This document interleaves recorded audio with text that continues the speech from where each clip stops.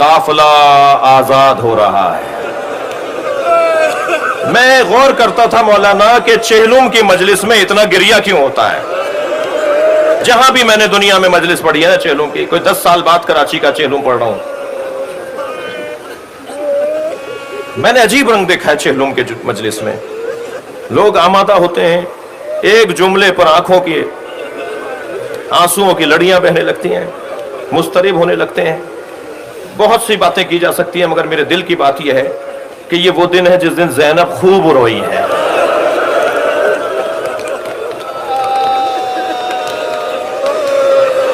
اجرکم اللہ، اجرکم اللہ۔ تکلف کر کے نہیں روئیں گے، جو جہاں بیٹھا ہے اپنی آواز کو آزاد کرے گا، بھرپور انداز سے گریہ ہونا ہے۔ چہلم زینب کے گریے کا دن ہے، اس لیے کہ جب بی بی روتی تھی نا تو تازیانہ آتا تھا، یا بی بی اس لیے نہیں روتی تھی کہ اگر زینب روئیں گی تو ام رباب کے لیے کون سہارا بنے گا، اگر زینب روئیں گی تو بی بی ام لیلہ کے لیے کون سہارا بنے گا۔ اور رونے والوں ایک جملہ سن کے ذرا دل پر لے جانا، ایک رونے والی تو زندہ ہی نہیں رہی۔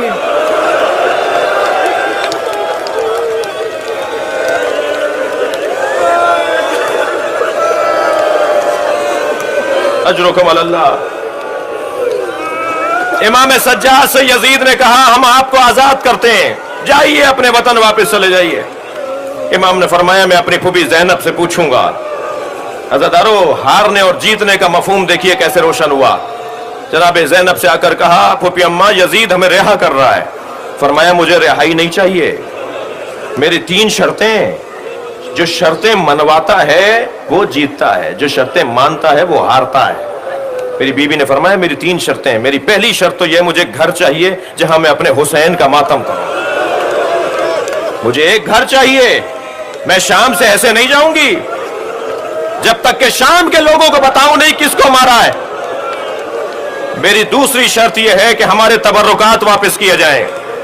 عزادارو، یہ جملہ میں جلدی سے بول کر جا سکتا ہوں لیکن ذرا سن لیجئے، تبرکات تھے کیا جو بی بی نے مانگے تھے؟ سنیں گے عزادارو، سنیں گے؟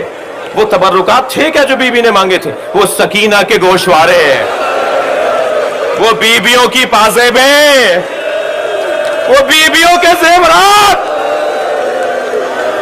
وہ زینب کی چادر۔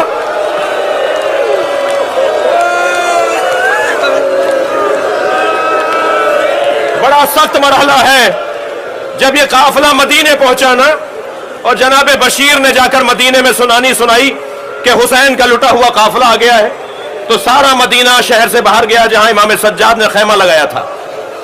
بشیر کہتے ہیں جب میں پلٹا ہوں سنا کر تو سارا شہر واپس آ چکا تھا، ہزاروں کا مجمع تھا، مجھے رستہ نہیں مل رہا تھا کہ امام سجاد سے جا کے رخصت لوں اور کہوں مولا میں نے آپ کو مدینہ پہنچا دیا، اب مجھے جانے کی اجازت ہے، میرا کام مکمل ہو گیا، میں چلا جاؤں۔ تو کہتا ہے مجھے رستہ نہیں مل رہا تھا، امام نے مجھے دور سے دیکھا تو اشارہ کیا کہ بشیر قریب آؤ، تو میں رستے کو کاٹتا ہوا امام کی خدمت میں پہنچا، امام کے ہاتھوں کا بوسہ دیا تو امام نے فرمایا میری پھوپھی زینب نے تمہارے لیے انعام رکھا ہے۔ یہ کہہ کر خیمے میں گئے اور خیمے سے ایک رومال بندھا ہوا لے کر آئے، ایک چھوٹا سا رومال، ایک پٹلیا، ایک بندھا ہوا رومال لے کر آئے۔ کہنے لگے، بشیر کہتے ہیں امام نے وہ رومال مجھے دے دیا جس میں کچھ بندھا ہوا تھا، رش بہت تھا، مجمع بہت تھا، میں وہاں کھول کر نہیں دیکھ سکا، امام کو سلام کیا، ادب کیا اور میں چلا گیا۔ دور جا کے جب میں نے اسے کھولا تو بیویوں کے زیورات تھے۔ میں کہوں گا کربلا کے ظالموں سے تم نے سکینہ سے گوشوارے مانگ لیے ہوتے۔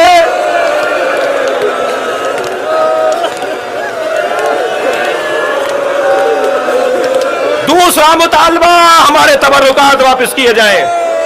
تیسرا مطالبہ یہ ہے کہ ہمارے ساتھ ایسا فرد کیا جائے جو ہمیں مدینہ پہنچا کر آئے۔ یزید نے کہا کہ میں آپ کے 2 مطالبات مان سکتا ہوں، ایک مطالبہ نہیں مان سکتا۔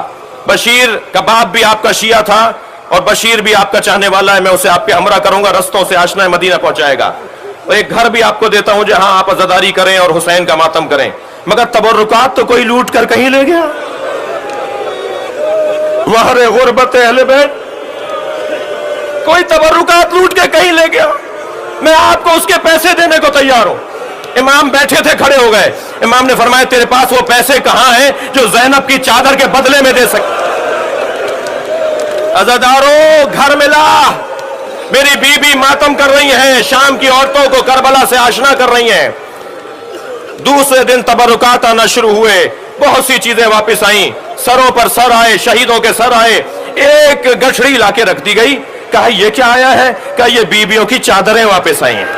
अब जनाब ज़ैनब ने गठड़ी खोली तो एक चादर को देखकर कहा भाभी उम्मे फरवा आपकी चादर आ गई है। दूसरी चादर को देखकर कहा उम्मे लैला आपकी चादर आ गई है। फिर आवाज देकर कहा बहन उम्मे कुलसूम आपकी चादर भी आ गई है। बहुत रोली है अज़ादारों, ये जुमला भी सुन लीजिए।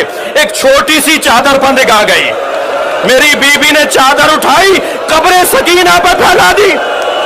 सकीना उठो, अजरो कमल अल्लाह, अजरो कमल अल्लाह। गिरिया हो गया, एक मंजिल और ले लीजिए।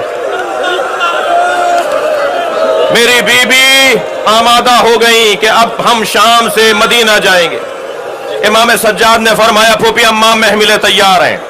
जनाब ज़ैनब ने बाहर आकर देखा तो क्या देखा कि महमिलों पर रंगीन कपड़े लगे हुए हैं।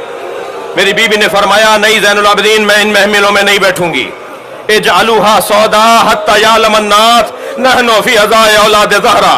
इन रंगीन कपड़ों को तब्दील करवाओ, काले कपड़े लगवाओ, ताकि जहां जहां से काफिला जाए लोग समझ जाएं हुसैन के आज़ादार जा रहे हैं। इमाम सज्जाद ने उन रंगीन कपड़ों को तब्दील करवाया। महमिलें तैयार हुई, बीबियां बैठना शुरू हुई। इमाम सज्जाद ने पूछा फूफी अम्मा क्या सारी बीबियां बैठ गईं? फरमाया भाभी रबाब नजर नहीं आ रही। अज़ादारों गिरिया आपने बहुत कर लिया, ये आखिरी रिवायत सुना रहा हूं। भाभी रबाब नजर नहीं आ रही। इमाम सज्जाद ने फरमाया मुझे मालूम है मेरी माँ कहाँ है, मगर अम्मा मैं अकेला नहीं ला सकूंगा, मेरे साथ सब चलो। आगे आगे इमाम सज्जाद, पीछे पीछे बीबियां। जिंदाने शाम में कदम रखा, क्या देखा? जैसे कोई माँ अपने बच्चे को गले लगाए हो, ऐसे जनाबे रबाब ने कब्रे सकीना को गले से लगाया। जनाबे ज़ैनब ने आवाज दी भाभी काफिला तैयार हो गया। तो कांपती हुई आवाज में बोली मेरा मदीने में कौन है? मेरा वाली करबला में, मेरी बच्ची अकेली है। मातम हुसैन।